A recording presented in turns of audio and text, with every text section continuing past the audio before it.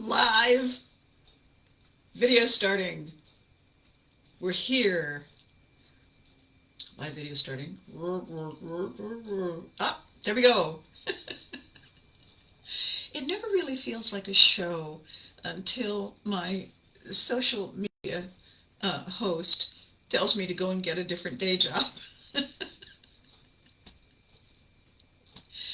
How are we? Are we all fabulous? I hope so. I hope so. I have a very interesting. First of all, I have something in my eyebrow, but I have a really interesting thing to tell you today, and it's progressing on the theme from our Sunday, uh, with a little bit of sprinkles on.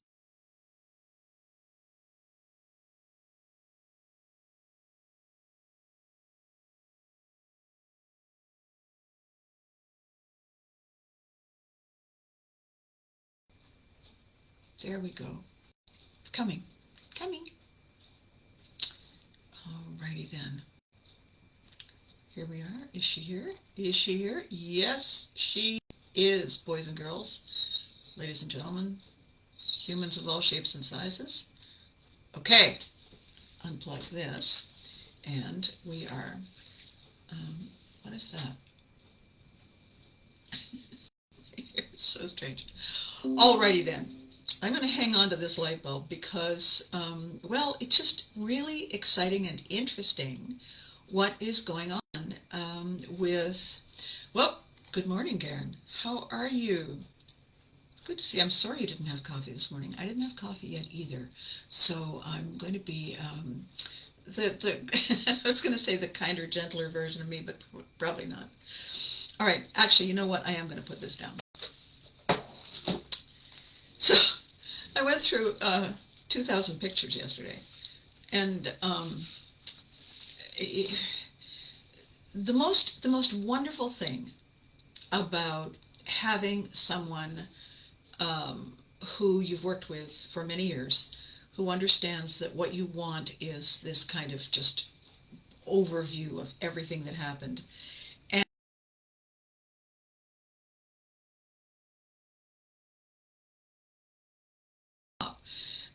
and John Mayer is really a great friend and a terrific professional.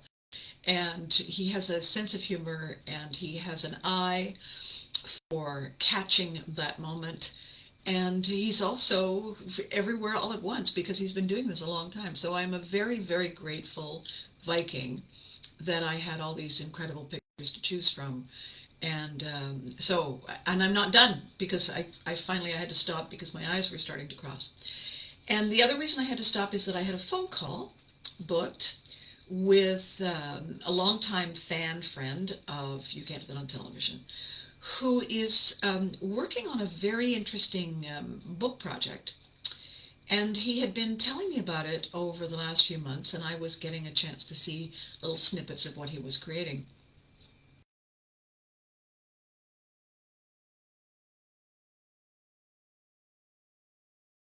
So he said, I'm just going to kind of, sit and breathe and let everything settle. And then when I'm ready, I hope I can find a publisher. And I said, you know a publisher. And he said, oh, yeah, yeah. So this was our phone call last night.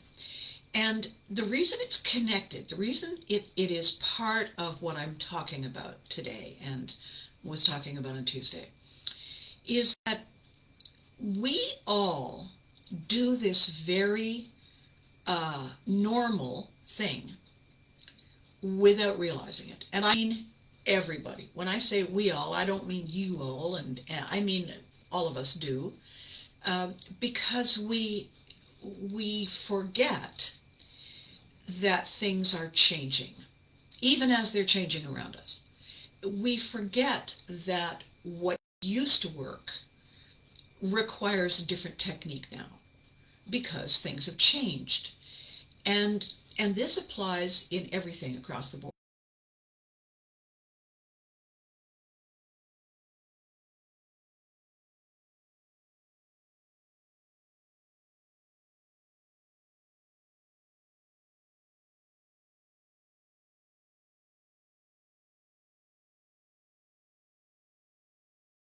that the world is changing. And we forget. We forget. And as we forget, we do this silly thing. We expect that the changes will sort themselves out without us doing anything.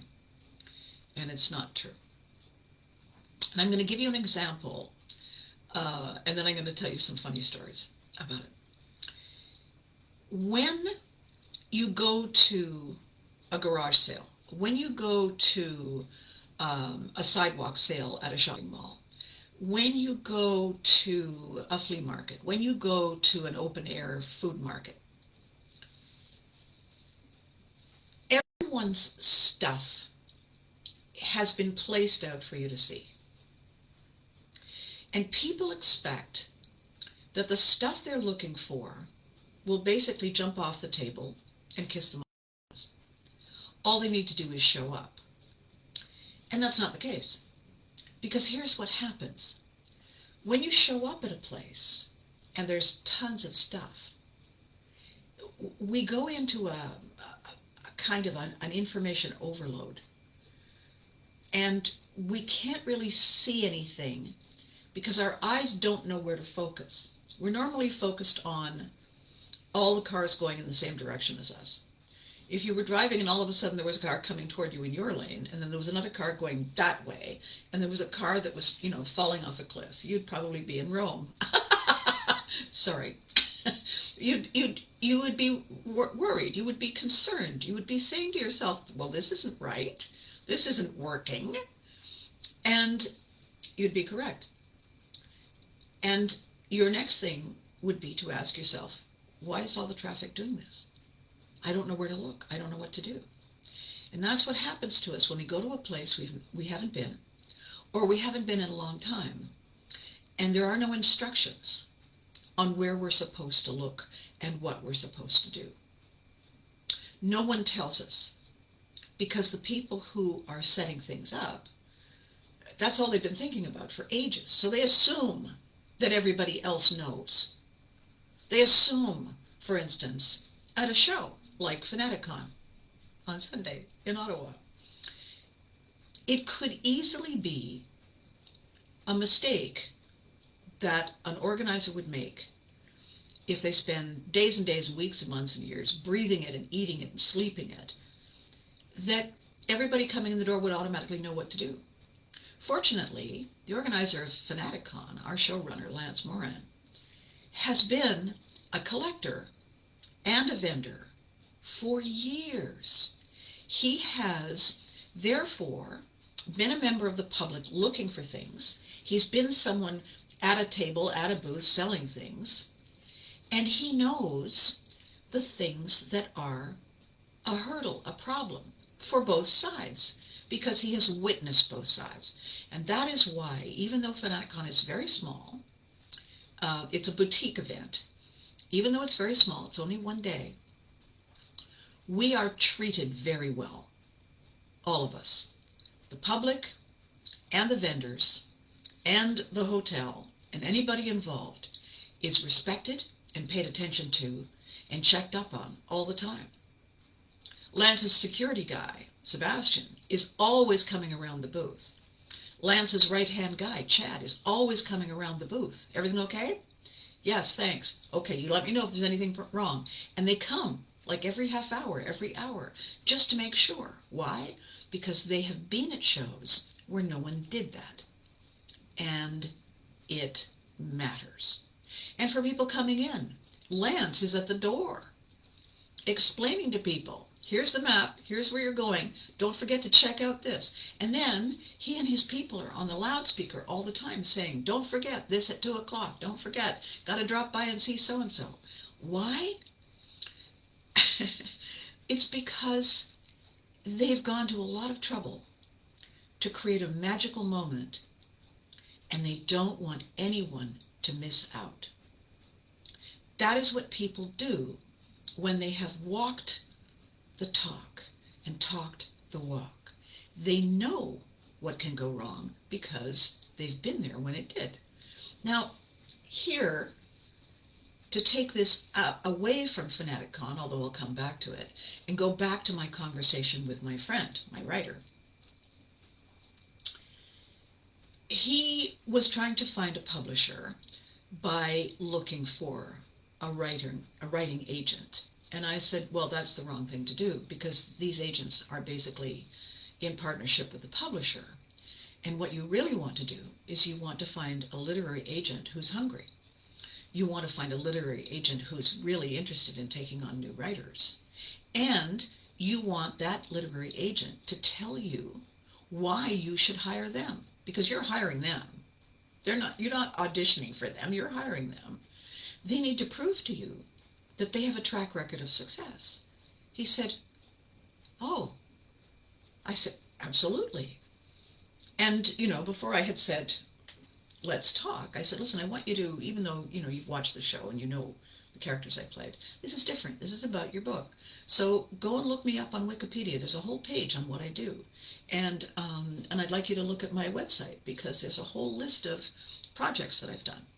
I want you to understand that I come with credentials, not just a TV actress once upon a time. And so he had done that. He'd done his homework. And I said, if you're going to give somebody 15% of what you make because they went and found you the opportunity to make the money and publish the book, you have to be sure that they deserve it, that they're going to do a good job. And if they're going to be haughty and they're going to say, well, I don't really know that you qualify, then that's the wrong agent. And I said, but I'll tell you something else.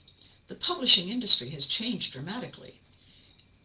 In the last 40 years, huge changes. Why? The internet. When Amazon came along, and the brilliant guy who started Amazon said, you know what I'm going to start with? Books. Why? Well, because they don't go bad. They're not fragile, and everybody needs them. And you need to have, every book is unique. So it's not like, oh, well, any vacuum cleaner will do. Every book is unique. And so, was he right? Well, he seems to have been right. He seems to be doing well. And so, what did he think of?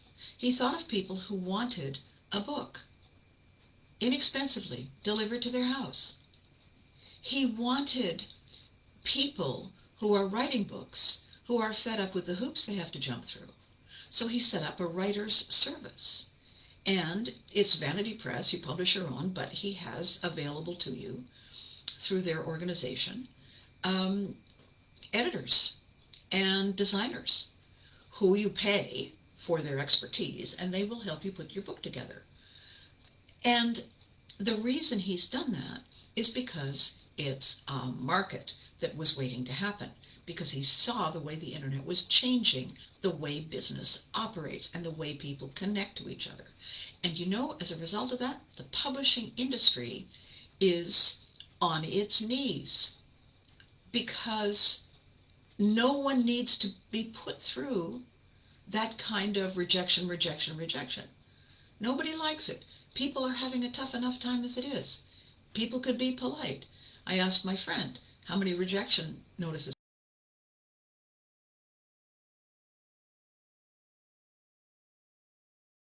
I'm going to explain something to you that people don't think about.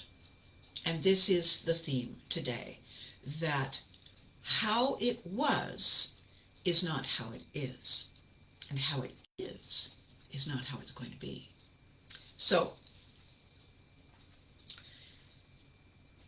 the first rule is this.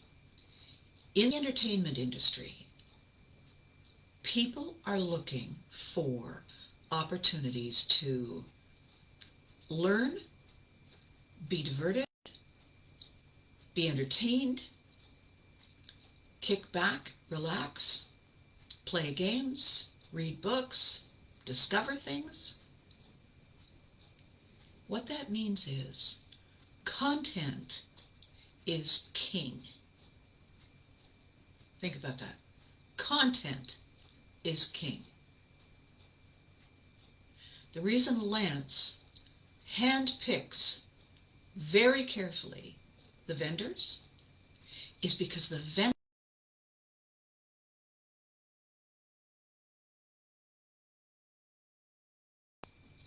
They're going to get off the couch. They're going to put on pants. They're going to get in the car. They're going to come. They're going to invest their time, their money, and their hopes. And Lance doesn't want to disappoint them. Content is king. That's the first rule. So if you have a literary agent saying, oh, I don't think we're really interested in what you do, and a publisher saying, it's not really our thing, you know, they're idiots. Lots of people are bad writers. Fair enough. But blowing it off from a great height is not the way to encourage new creators to create new content when content is king. It's shooting yourself in the foot. And what happens when people get successful is they forget how hard it is to start. And there's no need for it. So here's this lovely man who's been working very hard on a great idea. I've read some of his stuff. It's really good. He does not deserve to be treated that way. No one does. So that first rule, content is king, is very important. The second rule that is very important is character drives plot. And I will explain what I mean. If you went to a theater and the curtain opened and nothing happened, and after a while the curtain closed, you'd say to yourself, what? Was that it? That's all? Yep. Okay, so no content and also nothing happening. No characters, no action, no interaction, no conflict, no drama, no romance, no laughter, nothing. Character drives plot. A thing, this is a pen. You know what pens do? Nothing. You have to pick them up. I have to pick them up. You have to pick them up. We have to hold the pen. Maybe not like that. We have to hold the pen. And then we place the pen on the page. You have a keyboard.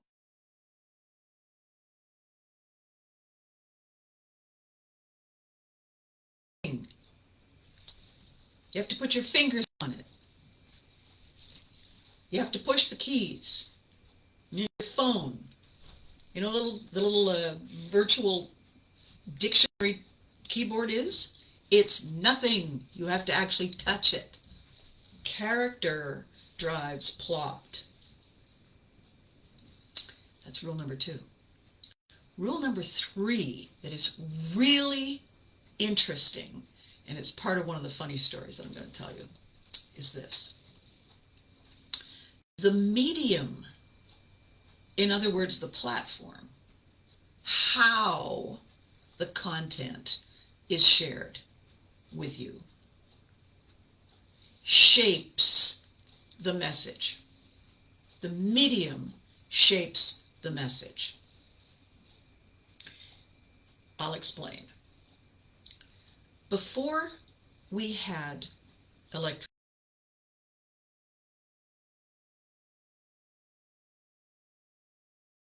in seats that were offset so that everybody behind everybody could see, and the performers were on a raised platform, and the people who paid the ticket watched the show, and people on the stage performed the show, right? Concerts are the same. Stage is raised so that everybody in the back can see. Seats are offset so that everybody can see around the lady with the big hat. That's how we got live entertainment. It's how we get live entertainment. All of a sudden, somebody invented electricity, and the next thing you knew, we had radio. Oh, radio. Okay. Means we can be entertained at home. So we have a radio in our living room, and when our favorite show is on, everybody gathers in the living room and sits around and listens to the radio. We all listen to the radio, nod and smile and eat, and listen to the radio. The medium shapes the the message.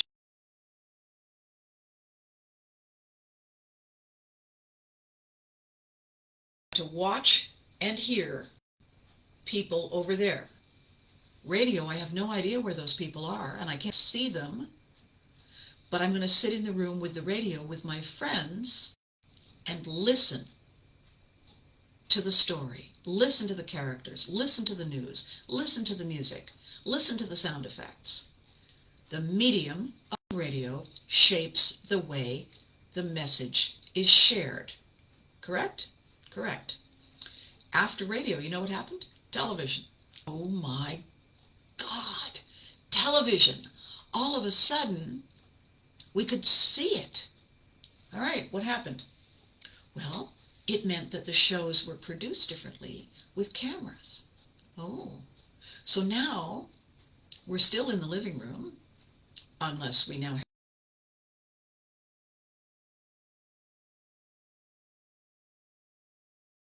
We all gather around and watch the screen. We can watch, see, hear the show. How exciting. We can change the volume, bring it up, bring it down. The people producing the shows on television can pay the cost by having advertisers, and then they put on commercials, which is when we all get up and go to the bathroom. So, or hit pause, or hit fast forward. The medium of television shapes the way we get the content. Correct? Correct. So what happened after television?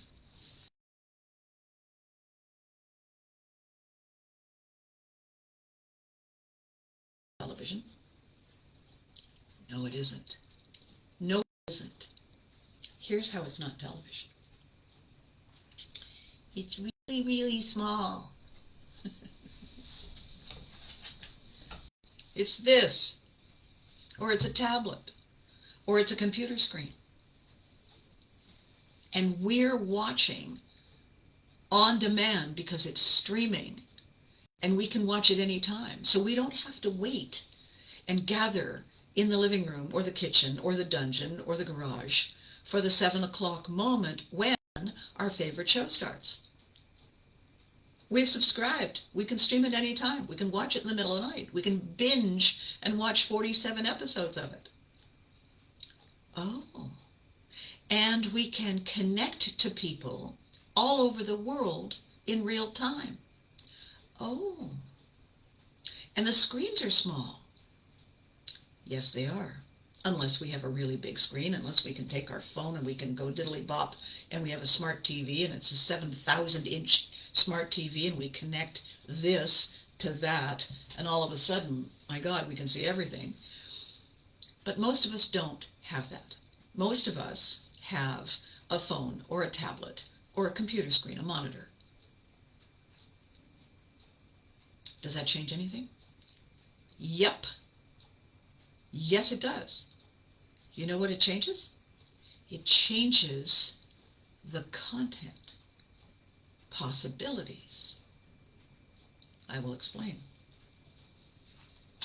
There was a movie a long time ago that everybody really enjoyed watching called Bullitt.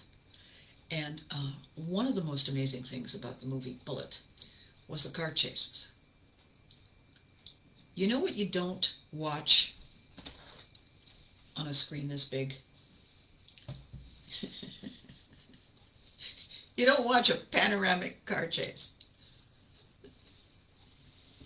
Why not? Well, it's kind of lost its wow factor, really, when it's that small. You know, over a hill. It's not the same. So what that means is the internet as a platform, the internet as a medium, changes the rules of the message. How you write the content, how you showcase the characters, what technology you use, which bells and whistles you get to add, are completely different from the things you saw on the live stage, the things you heard on the radio, and the things you watched on television. Why? Because the medium shapes the message. When you have a live show like Fanaticon with booths next to each other and people coming and looking and watching, the most fun shows are the ones that are busy. Why? Because it's exciting. It's like going to the circus. Oh my goodness. If you have health issues, if you have some restrictions and some limitations, all of a sudden that changes the way the show is done.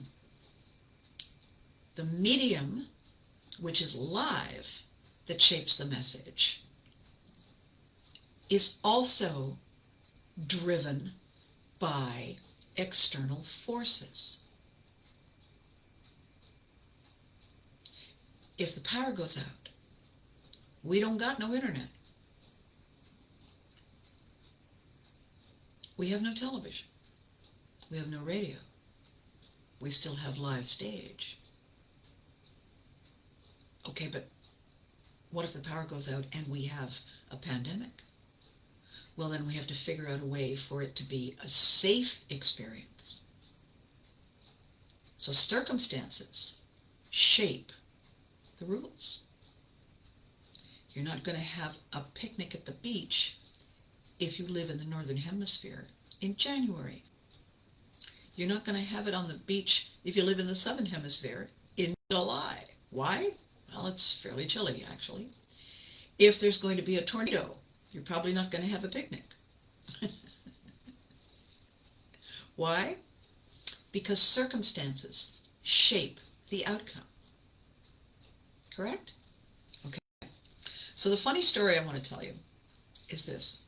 A long time ago, I was doing some projects with a colleague down in San Diego. And he was in touch with the people at an organization that is world famous for its technology and advances in the internet world. And I'm not going to mention their name. And my friend called me and said, I want you to talk to this guy. And I said, why? And he said, because he can't seem to hear what I'm saying to him. And I said, oh, who is he? What does he do? He says he's a creative engineer at this organization. And I burst out laughing. And I said, you can't have a creative engineer. Creative is abstract. Engineering is linear. You have this and you have that. That doesn't work. And he said, yeah, well, they don't seem to think that that's a problem. And I said, I see. Is that the problem? And he said, well, that's the foundation of the problem. Okay. Put me in touch with the guy. So he hooked it up. We had the phone conversation. The fellow got on the phone, and he was irritating to begin with. He said, I don't know why I'm talking to you. Well, good morning. You look fabulous in that dress. I said, well, probably because my friend asked you to. And he said, well, yeah, but I mean, aside from that, I mean, I'm doing him a favor. And I said, oh, okay. So what is it that you are doing currently that is new and improved? And he said this: we have developed a wristwatch television. And I said, okay. And he said, we have a contract for unlimited use of the complete library of sports and films from a distributor. And I said, okay. And he said, we're going to corner the market on this, and we're going to charge a subscription rate. And I said, well, it's a good thing that your company's doing well, because it's going to cost you a lot of money to adapt all the content. And he said, I don't think you understood English when I was speaking to you just a minute ago. We have the content. What we're going to do is broadcast it. And I said, I see. people aren't going to want to watch it. And he said, I don't think you understand. I don't know why I'm talking to you. I don't think you understand. This is top shelf content. Everyone's going to watch it. And I said, okay, I'm going to tell you why I'm not going to watch it.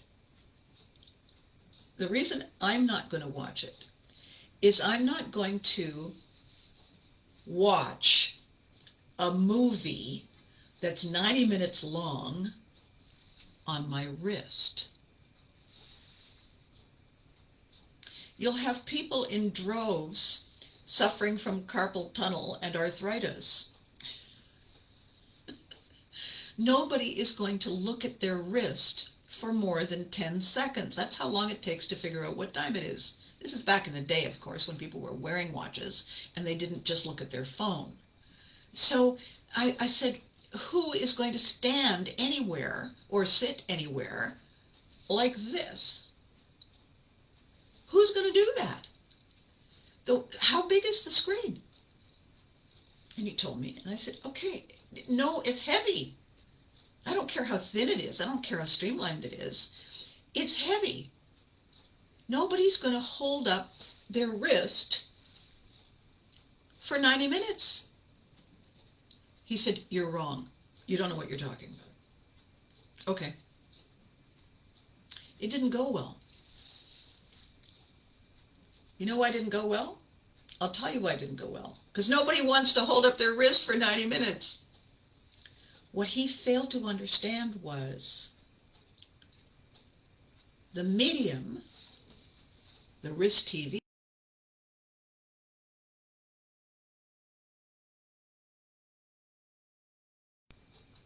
going to be prepared to stare at their wrist. 10 seconds? 10 seconds is a long time. We can count it down together. You know, when you're watching a really terrible thing for 10 seconds, it's an eternity. Are they going to watch for 15 seconds? That's as long as a commercial. Would they do that? I don't think so. I certainly wouldn't do it for 30 seconds. And I'm not going to do it for 2 minutes. Now, when people walk around with their phone, here's the difference. If they're watching something, a video, YouTube, TikTok, Facebook, whatever, 2 hands. Or they sit down. They put their elbow on something and they watch it. They don't do it like this. Why not? Because their arm gets tired. So if it's going to be on your phone, how big is the screen? How big is the screen? All right. Are we going to watch the bullet chase scene on this? Okay. Are we going to enjoy it? Not really. Are we going to watch a panoramic fight sequence? Not really. Why not? Because it's really tiny. The medium shapes the message. So here I am talking to my friend last night. And I said, the interesting thing about people who are creating content today is they're not taking into consideration the limitations and the opportunities that the internet is presenting for people who create content. They're not taking into consideration that the people who are watching the internet are restless and impatient. They have a short attention span.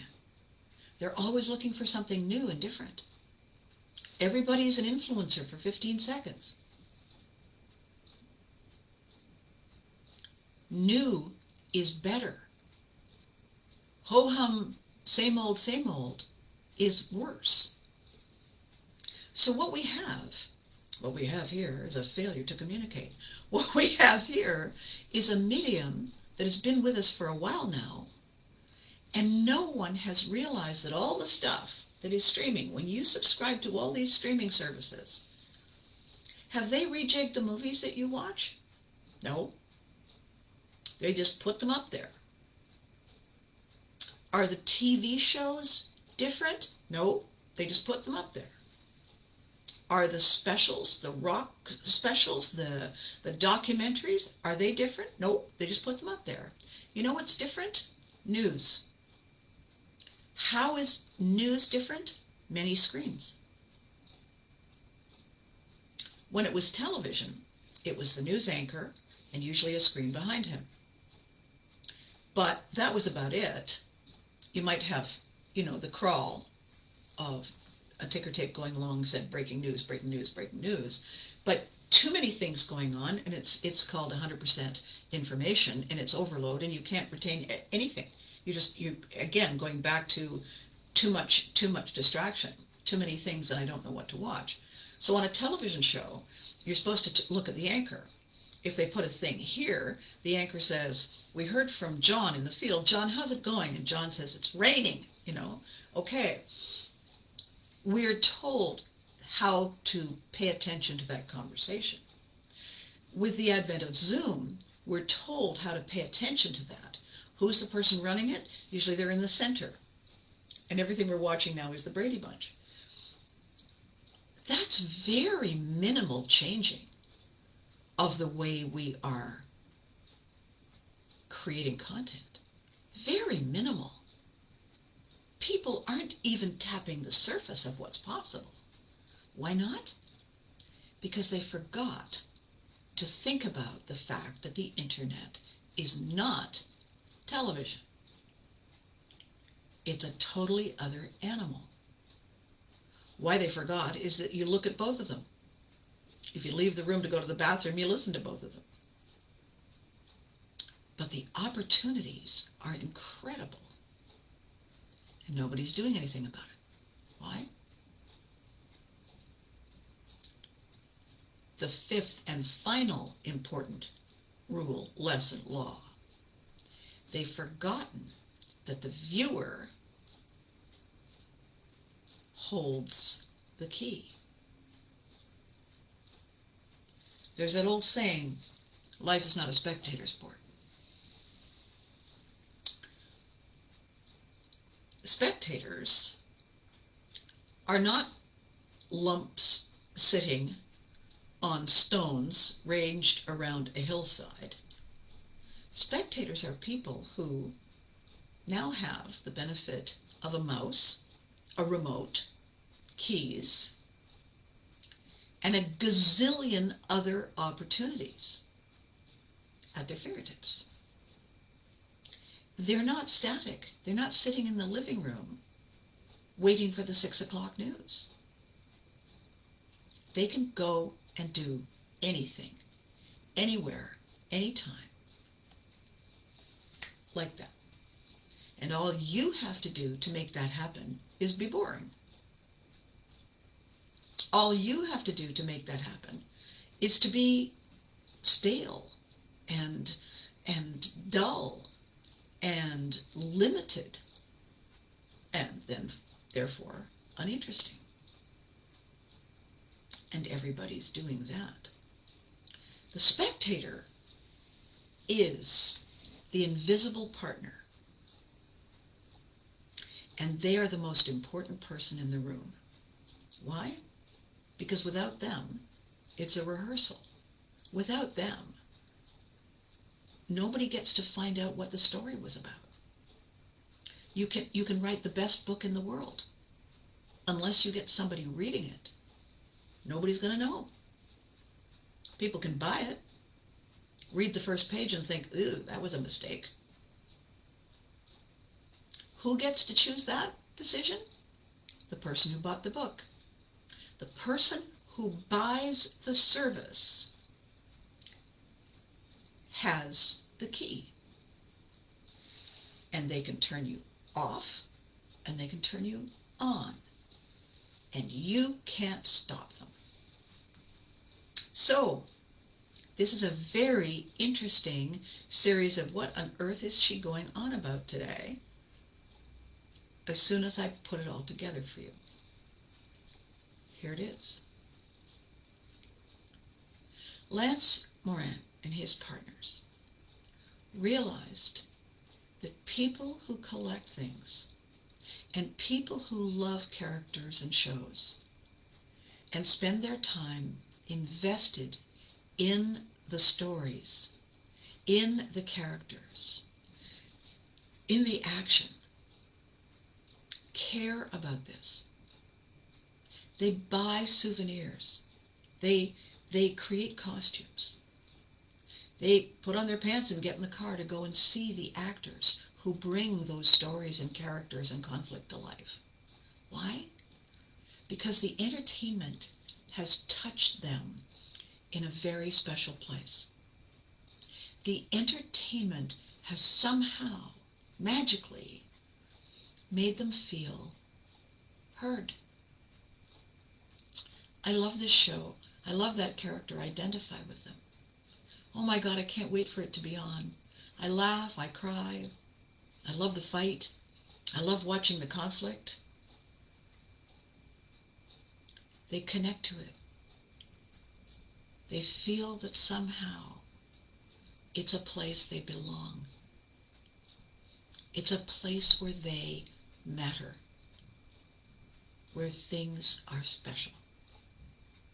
And it's something they look forward to on a regular basis. And Lance understands that. Lance gets it like a lot of people never will. And his partners feel the same way. That's why they go to so much trouble to make sure they dot every I and cross every T. That's why when he promotes, he says, all killer, no filler. He handpicks every single vendor. He handpicks every celebrity. The reason he has me come is because he used to watch me on television. He goes to great lengths to tell me how young he was when he watched me on television, and I keep reminding him that that's an unhelpful thing to do, given my Viking ancestors. And he said, it's like having a second mom, except that you're not a mom. You're magic. You always do something that's really out of the box. And it's exciting, and I can't wait to see what you're going to do next time. And our shows need that. Our shows need that element of surprise. And I know I can count on you to do that. And he's right. And the reason I do it, for instance, this time, which is what we're talking about this week, this time I not only pivoted the booth layout so that I had a booth table running this way so people could walk around three sides of it. It gave me more footprint for people to get inside the booth and see all the stuff that I brought. I put up 2 banners, and then I invited people to sign the banners. And because I had 2 banners, they could choose whether they were a Care Bear fan or a You Can't Do That on Television fan, or both. And it didn't cost them anything to sign it. And the reason I had them sign it is I said, when you come into my booth, you're a celebrity just like me. I want your autograph. And they grinned. They grinned. They said, you want my autograph? Yes, I want your autograph. Where do you want to do it? Which Care Bear do you want to sign? Come on over to the lockers. The only place you can't sign is my face. Don't sign my face. Where do you want to sign? Oh my God, I've never done an autograph. Well, first time for everything. After you do the first one, the second one, you'll be an old hand at it. And it was magical. And I also had them wear a feather boa. Why? Because a feather boa is my signature. I'm a celebrity. And what I say to people is, everyone knows that celebrities are divas. And all divas wear feather boas. And here you are autographing something for me in my booth. Obviously you need a feather boa. Now, we can be matchy-matchy because I'm wearing an orange one, or you can have the lime green one, or you can have the very dignified, very sophisticated black and white one. Pick. And they put on the boa, and right away, they get taller. Right away, they start to grin. Why? Because something woke up inside them that has been sleeping for a long time. And the grin is a little bit sheepish. The grin is kind of mischievous. The grin is also the inner child saying, it's a party and they invited me and they said I was special. And you are. And we all are. As I post these pictures, makes me teary thinking about it. As I post these pictures, I posted a really cute little elephant, little Dumbo, earlier. This little smile. As I post these pictures, you're going to see that expression on people's faces, men and women. You're going to see a kind of I can't quite believe this is happening to me grin. I don't know why I've been singled out, but it's pretty cool. Every single one of them. They're all doing that.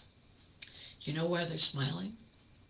Because it doesn't happen every day. Why not? Because you feel silly doing it yourself. Really? Why?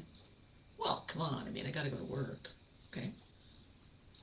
So, you can walk in wearing a boa. Don't want to wear it at your desk? Fine. Put it in your purse. Can't do that. Why not? Why not? I'd feel silly. Okay, fair enough. Then bring it when you come and see me next time. Everybody's allowed when they're in my booth, when they're with me at my show. Everybody's allowed to channel their inner diva. I once did a business, you know those business network meetings? I once went with feather boas, and I was talking about marketing your business. And I said, I have an official name for what this is. So all these women feeling silly and being girlish and saying darling to each other with these boas on. I said, I call it Boanomics. And I said, I'm going to show you something really interesting at this group. I said, you and you take off the boas. And they were both going, why? Because they're my boas, take them off. So they took off the boas. And I said, no, I want you to have a hello, my name is this, and I sell that conversation. So you say hello and you do the selling. So they did the typical thing. And they do all these things at these business networking things. They brainstorm and they role play with each other all the time. So I said, do the thing. Do the thing you always do. So they did. And I said, all right, now,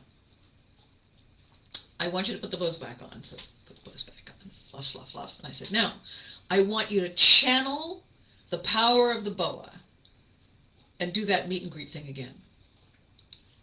Bam! Darling, I don't believe we've met. I'm Lady So-and-so and I sell this. Oh, really? We've been selling those things for years. It was hysterically funny. It was hysterically funny. They became these divas in 2 seconds flat. And I said, all right, that's enough of that. And one of them said, I'm not finished. Yes, you are. Don't make me get the hook. And so everybody was laughing. Everybody was laughing really hard. Why? Because it was fun. Because it was harmless. Because it gave them permission to be silly. I said, now take the bows off. Take the bows off. And I said, are we having a good time? And they were all laughing and saying yes, and some people clapped. And I said, okay, good. Now I want you to do it again. I want you to do the pitch and the hello again. Say, the way you did the first time. Except that, you know, they didn't do it the way they did it the first time. They couldn't. They'd been laughing. They'd had a good time. All the positive endorphins that go whoosh through your system when you laugh really hard and you're silly are still there. The impact is still there. And so when they did their hello again, it was, well, hello, I'm so-and-so. And the other one said, yes, I know. And they were smiling at each other because the echo of the smile hadn't faded. They were energized because the echo of the positive endorphin was still there. And they were all twinkly-eyed because they'd been having fun role-playing. And we all need that in our lives every day. Why? Because that's how relationships stay alive. Content is king. Character drives plot. The medium shapes the message. External forces control the outcome, and the audience holds the key. 5 rules. That is true in every relationship we have.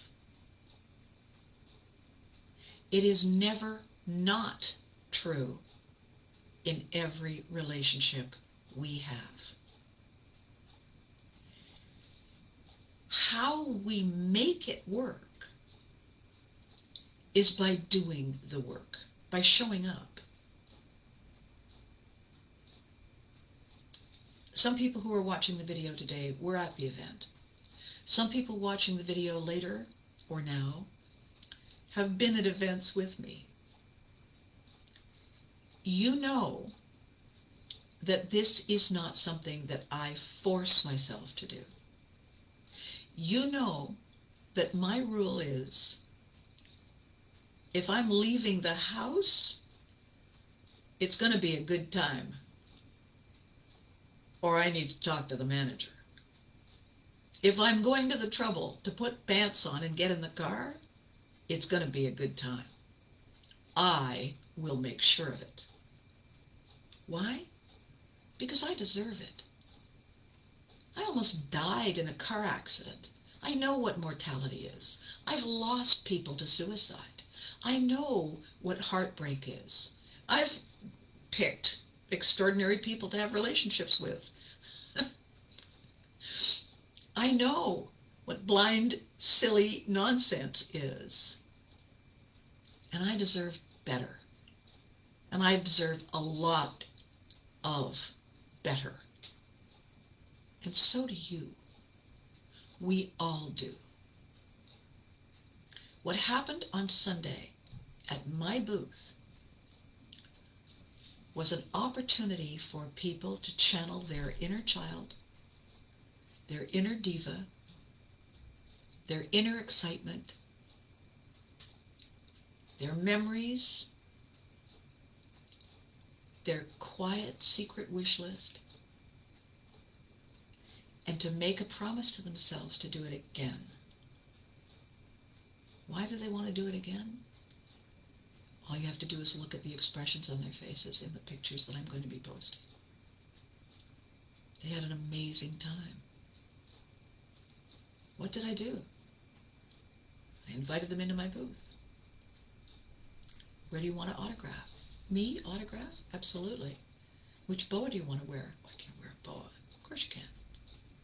Who says you can't? Bring them to me. I'll have a little chat. I put a lime green feather boa on Batman, who was looking very austere because of the dark night. And then all of a sudden I said, "You look fabulous, darling."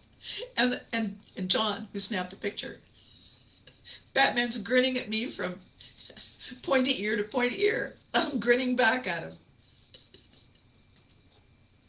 He all of a sudden realized what a good time he was having. He's got this ridiculous boa on.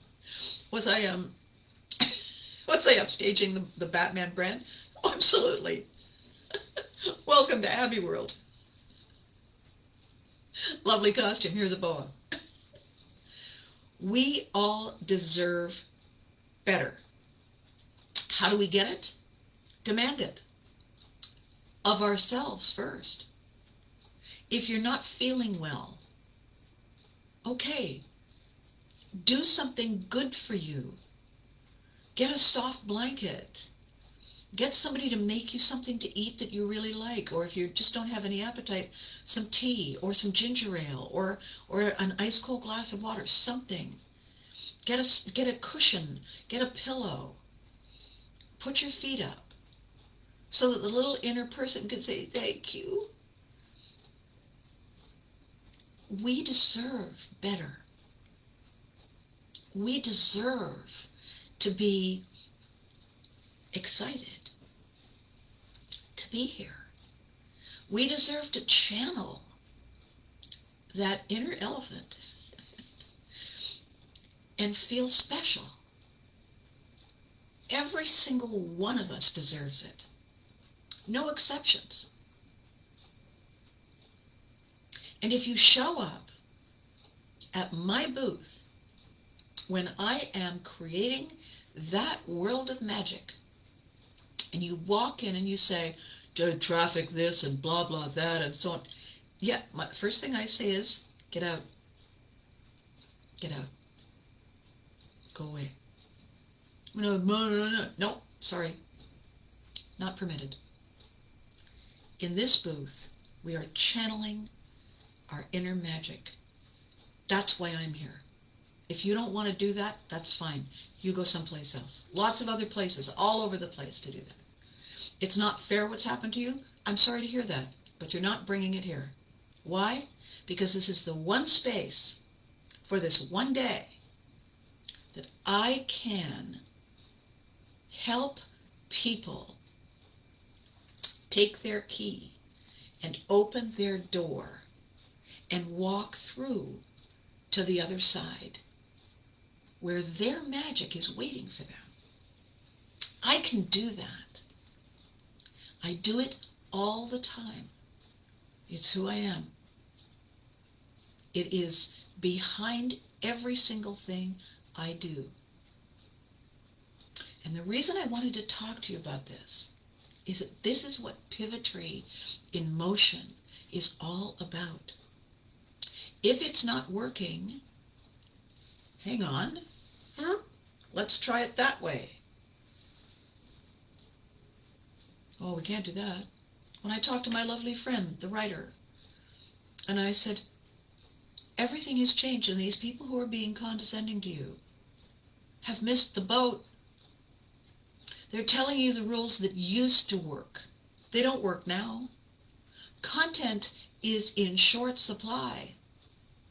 Somebody comes along and says, I have content, and somebody says, sorry, please take a number. Well, they're an idiot. Thank God you found that out soon.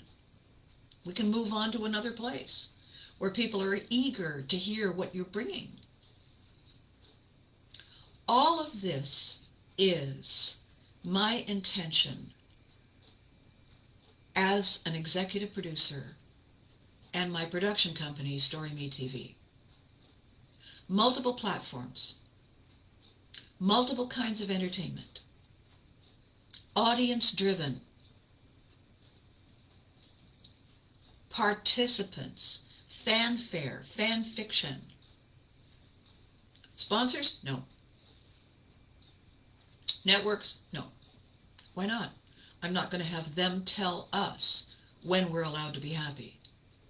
I'm not going to have somebody make an executive business decision and fire a creative talent who wins awards. I'm not going to allow it, because that goes on out there, and we don't need that. I am the luckiest woman in the world that I had an opportunity to touch people in countries all over the world with the entertainment I was part of. You can't do that on television. The Care Bears, Denny Ruxpin, For Better For Worse, Dennis the Menace. All of those shows brought me into other people's homes and allowed people everywhere, the U.S. Armed Forces Network, oh my God, allowed people everywhere, and now on YouTube, to get to know me. And if they're my friends on Facebook now, if people are telling them, did you ever watch Abby? You should see what she's doing now. I'm going to make it happen again.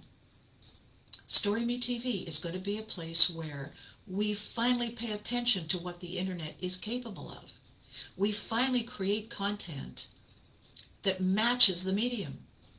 We finally listen to our viewers and our subscribers and invite them to become contributors, creative partners.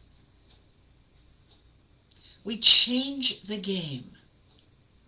And the goal is find the magic, make it happen. When I came up with the idea, I said, all I have to do now is prove to the world that I mean what I say. And what I say, I do. Every day on Facebook, I have some fun things that I share. Every day, without fail, unless I'm out of town, and then I catch up the next day. Twice a week, since November of last year, I have been doing these videos, Tuesdays and Thursdays at 10 a.m. It's an hour long. What am I talking about? I'm talking about the magic that I know how to access, that I can show you how to access, so that we feel valued, we feel heard, we feel special, we feel magical. I'm doing that for us because we deserve it. And it's amazing every time I do it because it works. All that has to happen is that you have to want it. That's it.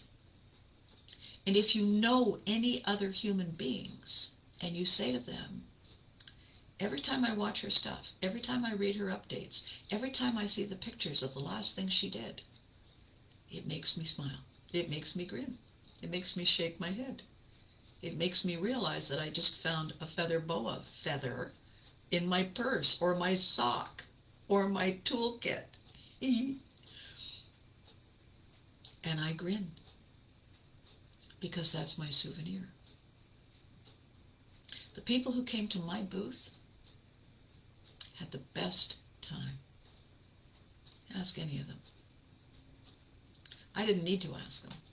I could see their faces. And feel the way they felt when they said, "Can I have a hug?" Absolutely. Hugs are free. So that's what I came to say today. I will be posting pictures after I went through them all yesterday. I went and sat down on the couch and I said,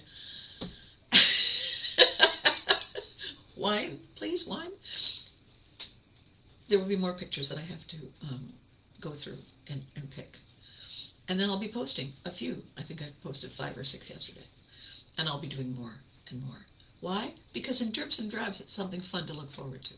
And I'll always have something to say about it. And here's my plan. Here's my intention, in case you're wondering if I'm just kind of sitting here rambling.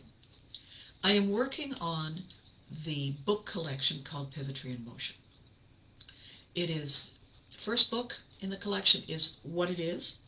The 5 books after that are the stories that were shared with me by people who I know on Facebook. And the 7th book in the collection is the workbook that gives you the tools and shows you how to practice doing it yourself. It is something that I know how to do. We all know how to do. It is something that I know how to do because I'm in show business and I am asked to pivot all the time. It's the nature of the business. When I brought people into the booth and I said, "Boa, darling," and I fluffed my hair and they fluffed their hair, they were pivoting and they didn't even know it. And I didn't bring it up because we're focused on the good time, right? Pivotry in Motion is the project at the moment.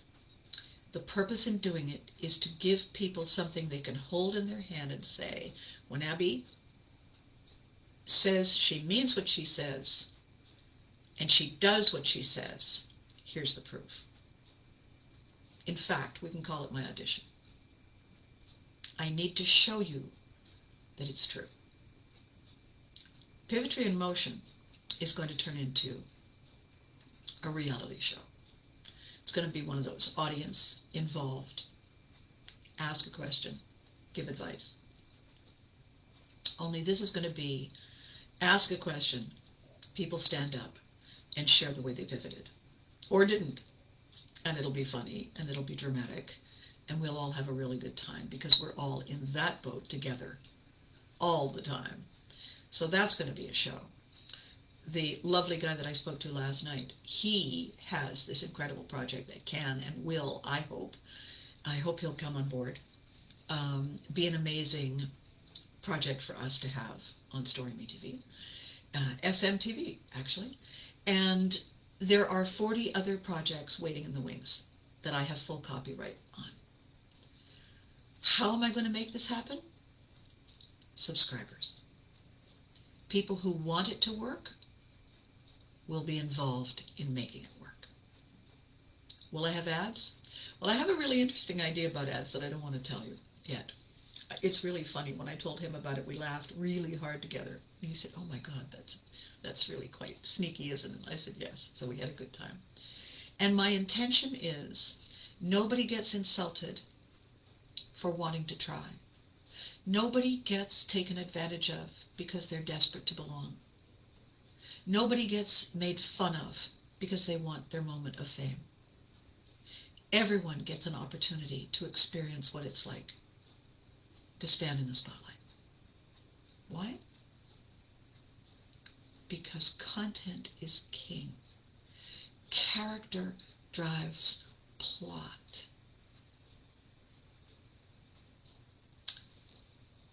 Yours are the stories that create the content in Story Me TV.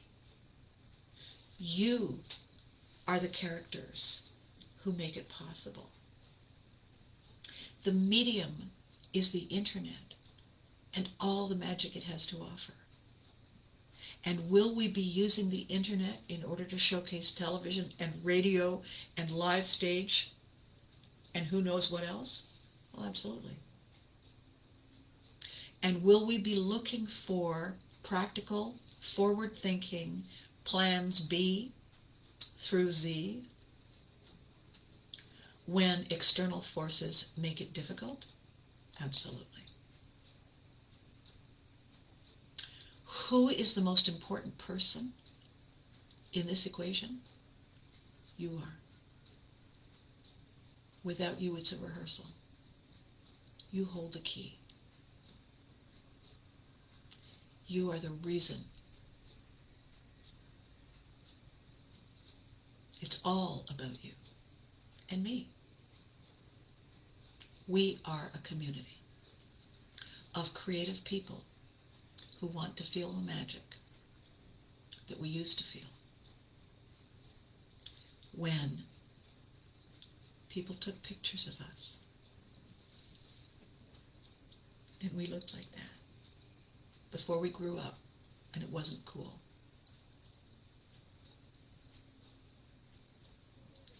We can make it happen. I have this boat with bunches of oars and a sail. All you have to decide is whether you want a window or an aisle seat. And join me. Ta-da. So this weekend, I'm going to unpack all this stuff and reorganize all this stuff. And I'm going to be working on the polishing and the perfecting. And by the way, for those of you who are watching, who I interviewed, I'm going to be getting back in touch with you. And there's 2 or 3 people that I've got still on my list who I haven't interviewed, and I will be getting in touch with you. So this is going to unfold as it should. Okay? I'm glad you came today. I'm glad you took the time. I'm glad you said, I wonder what she's up to this time. I'm so glad. Tell your friends how much fun it was if you were at Comic-Con, at Fanatic-Con. Sorry, Lance. Tell your friends what it was like. Tell your friends you can't wait to find out when I'm doing another live event. Tell your friends that in the meantime, they can see me live this way, or they can watch me on the YouTube channel. So tell your friends, share, and get people to subscribe on YouTube. Do that for me, okay? And we will very, very sneakily Nobody will see us coming. They'll take over the world. Nobody will see our feather boas. Okay. Have a great weekend. Be safe. Be good to you. You deserve it. You are amazing. And remember to hug your loved ones. I'll see you next time.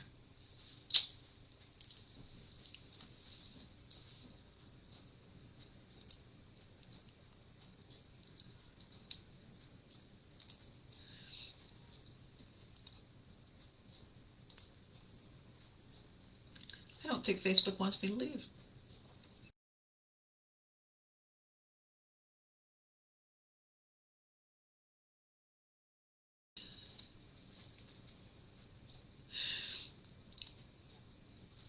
How funny is that? I'm just going to keep clicking, and while I'm clicking and it's not working, I'm going to say to you that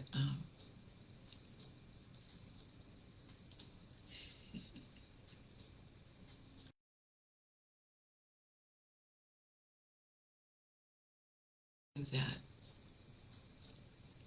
this is, it really is magical.